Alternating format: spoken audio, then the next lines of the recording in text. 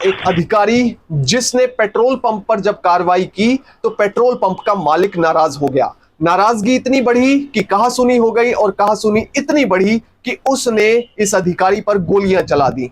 एक नहीं, दो नहीं, बल्कि 6 से ज्यादा गोलियां चलाई गईं और यह अधिकारी मौके पर ही शहीद हो गया अपनी ड्यूटी निभाते हुए। इस घटना के वक्त शनमुगम मंजुनाथ 27 साल के थे और 27 साल की छोटी सी उम्र में उन्होंने पेट्रोल पंप के खिलाफ बड़ी कार्रवाई की। उन्होंने ना सिर्फ एक बल्कि 2 पेट्रोल पंप के लाइसेंस 3 महीने तक के लिए सस्पेंड किए। एक तरफ इस अधिकारी को मौत के घाट उतारा जा चुका था, दूसरी तरफ उसका पिता उसको एसएमएस करके पूछ रहा था कि बेटा तुम कैसे हो, पर एसएमएस का कोई जवाब नहीं आया। पिता को लगा कुछ गलत हुआ है, पर पूरी रात करवटें बदलता रहा और अपने बेटे के बारे में सोचता रहा। उत्तर प्रदेश के लखीमपुर खीरी में जब यह घटना हुई तो उस समय किसी को यह नहीं पता था कि यह घटना पूरे देश में आग की तरह एक खबर के तौर पर फैल जाएगी। जय हिंद। जोश से लबरेज मिलावटखोरों पर लगाम लगाने वाले एक ऐसे व्यक्ति की आज हम बात करने जा रहे हैं जो ना तो एक आईएएस ऑफिसर था और ना ही एक आईपीएस ऑफिसर, पर इसकी ईमानदारी के किस्से पूरी ब्यूरोक्रेसी, सभी आईएएस और आईपीएस अधिकारियों में मशहूर है और इनको एक ईमानदार छवि वाले व्यक्ति के तौर पर आज तक देखा जाता है और इन्होंने देश में ईमानदारी के इतिहास में अपना नाम स्वर्ण अक्षरों से दर्ज भी करवाया है। जी हां, नाम है शनमुगम मंजुनाथ। शनमुगम मंजुनाथ एक ऐसा व्यक्ति जिसके बारे में जब सिविल सर्विसेज की बच्चे तैयारी करते हैं तो उस समय उदाहरण के तौर पर इसका नाम, ये नाम कभी भूलते नहीं है, क्योंकि इन्होंने ईमानदारी के लिए अपनी जान कुर्बान कर दी और जान कुर्बान ही नहीं कही बल्कि एक इतिहास भी रच दिया। मंजुनाथ इंडियन ऑयल कॉरपोरेशन में सेल्स ऑफिसर के तौर पर तैनात थे और 2005 की घटना है जिसने कि देश भर में तहलका मचा दिया। 2005 के नवंबर महीने में लखीमपुर खीरी में अचानक से एक बड़ा हादसा होता है जिसने कि पुलिसिया तंत्र पर कई सवाल खड़े किए, इसके साथ ही भ्रष्टाचारियों पर कई तरह के सवाल खड़े किए, क्योंकि ये ईमानदार अधिकारी अपनी जान गंवा चुका था।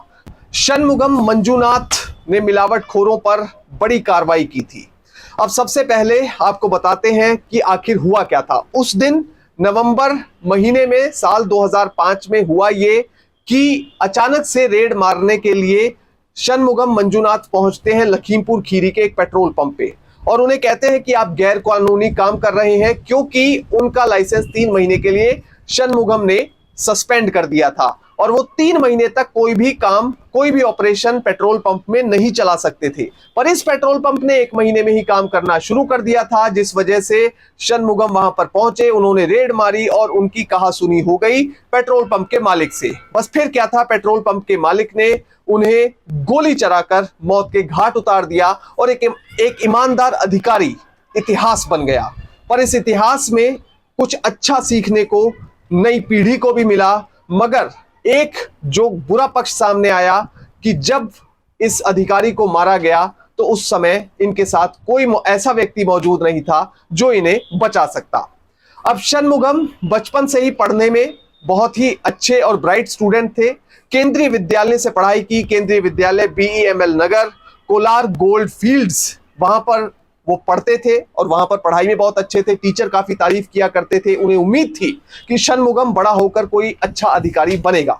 1993 में उन्होंने 10वीं पास की, बहुत ही अच्छे अंक आए और 1995 में साइंस स्ट्रीम से, क्योंकि जो बच्चे अच्छे नंबर लेकर आते थे वो ऑफ कोर्स साइंस स्ट्रीम लिया करते थे, तो उन्होंने साइंस स्ट्रीम लिया और 12वीं भी अच्छे अंकों से पास कर ली।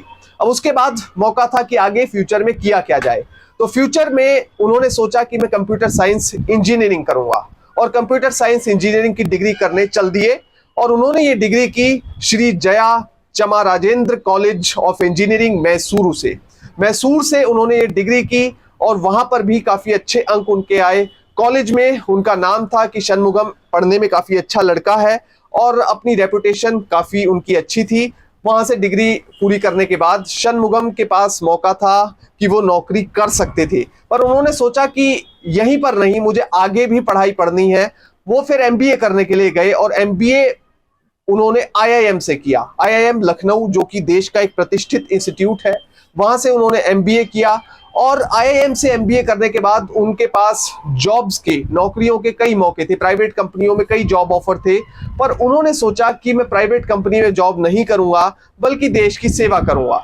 देश की सेवा सिर्फ आईएएस आईपीएस बनकर ही नहीं की जा सकती बल्कि और भी कई तरीकों से की जा सकती है। इसलिए उन्होंने अपना तरीका चुना। उन्होंने इंडियन ऑयल कॉर्पोरेशन में सेल्स ऑफिसर के तौर पर, जो कि ग्रेड 1 ऑफिसर था, उस पोस्ट पर ज्वाइन किया और उसके बाद ईमानदारी से अपनी ड्यूटी, अपनी जिम्मेदारियां निभाने लगे।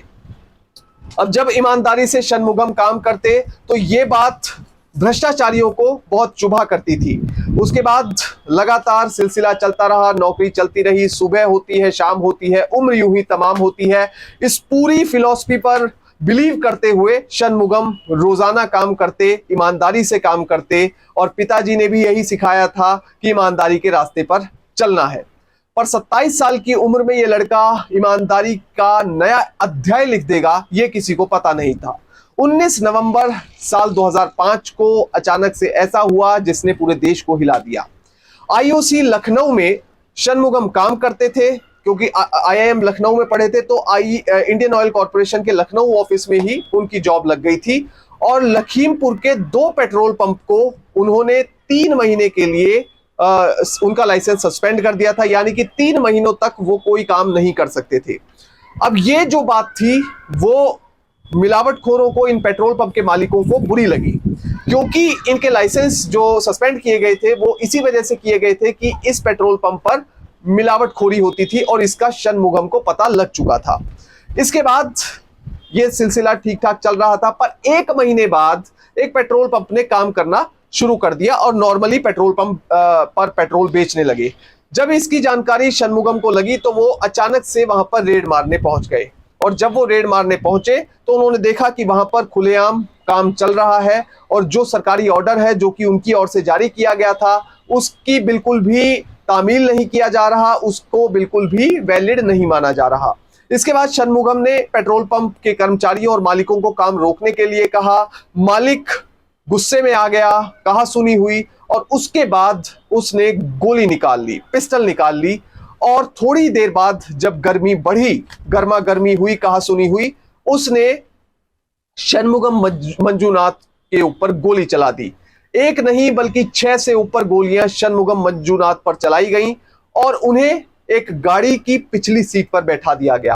अब ये गाड़ी की पिछली सीट पर बैठाने के बाद कोशिश ये की जा रही थी कि उनकी लाश को ठिकाने लगा दिया जाए। अब जिस गाड़ी में उन्हें बैठाया गया था उस गाड़ी को जो 2 लोग चला रहे थे वो इस पेट्रोल पंप के कर्मचारी ही थे। और ये बाद में निकलकर सामने आया कि इन पेट्रोल पंप के कर्मचारियों को मालिक ने ही कहा होगा कि इस लाश को कहीं ठिकाने लगाकर आ जाओ। पर ये सब कुछ जब हुआ, ये सब कुछ जब सामने आया तो पूरा देश इमोशनल हो गया और पूरे देश में ये बात सामने आ गई कि ईमानदारी के लिए अपनी जान शनमुगम मंजूनाथ ने दे दी।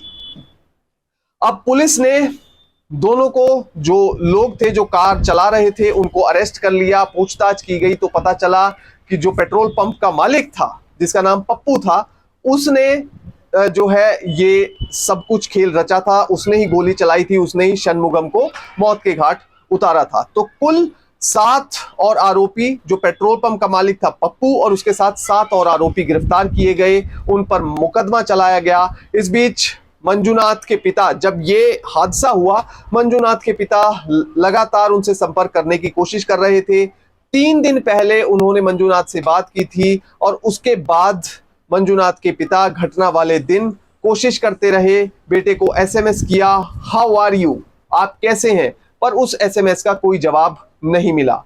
पिता हैरान परेशान कि आखिर बेटे को क्या हो गया है, वो जवाब क्यों नहीं दे रहा, क्योंकि अक्सर शनमुगम बहुत जल्द ही अपने पिता के मैसेज का रिप्लाई कर दिया करते थे, पर उस रात कोई मैसेज नहीं आया। यानी 19 नवंबर 2005 की रात कोई मैसेज नहीं आया। पिता को भी चिंता होने लगी, पर उसके बाद जो खबर सामने आई उसने ना सिर्फ पिता को बल्कि पूरे परिवार को और पूरे देश को हिलाकर रख दिया। आईओसी ने परिवार को, जो शनमुगम मंजूनाथ का परिवार था, उसको 26 लाख रुपए एक कंपेंसेशन के तौर पर दिया। हालांकि परिवार के लिए राशि कम थी, क्योंकि जिस परिवार का कोई सदस्य चला जाता है उसके लिए कितनी भी राशि दी जाए तो वो कम ही होती है। पर फिर इस मर्डर ने कहीं ना कहीं सत्येंद्र नाथ दुबे के मर्डर की याद दिला दी, जिनका 2003 में कत्ल कर दिया गया था, क्योंकि वो भी अपनी ड्यूटी, अपने फर्ज को सही तरीके से ईमानदारी से निभा रहे थे। मंजुनाथ षणमुगम की मौत के बाद उनके नाम पर एक ट्रस्ट बनाया गया, जो लगातार उनको न्याय दिलाने के लिए लगातार काम करता रहा। और 2007 में जो उनके बैचमेट्स थे आईआईएम के, उन्होंने ये ट्रस्ट बनाया था। कोर्ट में भी इस ट्रस्ट ने काफी अहम भूमिका निभाई। जिला अदालत ने 24 मार्च 2007 को 8 आरोपियों को दोषी माना, और उन्होंने, कोर्ट ने माना कि इन 8 आरोपियों ने ही षणमुगम मंजुनाथ की जान ली है। इसके बाद जब कोर्ट ने इन्हें दोषी माना तो पेट्रोल पंप के मालिक को सजाए मौत की सजा दी गई, और इसके साथ ही बाकी के 7 आरोपियों को भी कोर्ट की ओर से दोषी माना गया, उन्हें भी सजा दी गई। पर ये सभी आरोपी जो है बाद में हाई कोर्ट पहुंचते हैं। हाई कोर्ट में इनको थोड़ी राहत मिलती है। 12 दिसंबर 2009 को जो पवन कुमार मित्तल उर्फ पप्पू, जो कि पेट्रोल पंप का मालिक था, उसकी सजाए मौत की जो सजा थी उसको उम्र कैद में तब्दील कर दिया गया, उसे कुछ राहत मिली। और इसके साथ ही हाई कोर्ट में हरीश मिश्रा और संजय अवस्थी जो आरोपी थे उनको रिहा कर दिया गया, और 5 आरोपी जो थे उनकी उम्र कैद की सजा को बरकरार रखा गया। इसके बाद ये आरोपी सुप्रीम कोर्ट पहुंच गए। सुप्रीम कोर्ट में जब ये मामला पहुंचा तो 11 मार्च 2015 को सुप्रीम कोर्ट ने इन सभी आरोपियों की याचिका खारिज कर दी, और कोर्ट ने कहा कि इनके मामले में कोई दम नहीं है, कुछ नया नहीं है, इसलिए इनकी याचिका खारिज की जाती है। अब इस पूरे मामले में जो है वो जो कुल मिलाकर चीज निकलकर सामने आई, जो ये पूरा ट्रायल चला, उसमें सर्कमस्टांशियल एविडेंस की अहम भूमिका थी। जो सर्कमस्टांसेस थे उनकी बहुत अहम भूमिका थी, और उनकी कड़ी जोड़ते हुए ही पुलिस ने पूरा मामला दर्ज किया था। मंजुनाथ के नाम पर ना सिर्फ ट्रस्ट बनाया गया बल्कि अवार्ड भी दिए गए। मंजुनाथ षणमुगम इंटेग्रिटी अवार्ड, पहला अवार्ड जिसमें 1 लाख कैश राशि दी गई, वो प्रोफेसर आरपी सिंह को दिया गया। षणमुगम मंजुनाथ के मामले ने जो एक सीख पूरे देश को दी कि ईमानदारी से कभी पीछे हटना नहीं चाहिए, और चाहे देश के लिए ईमानदारी से काम करने के वक्त जान भी चली जाए तो उससे भी नहीं डरना चाहिए। जब षणमुगम मंजुनाथ जैसा एक आम कर्मचारी अपनी जान दे सकता है, तो इतने सीनियर अधिकारी, इतने बड़े स्तर पर कर्मचारी इस देश के लिए ईमानदारी से काम क्यों नहीं कर सकते। जय हिंद।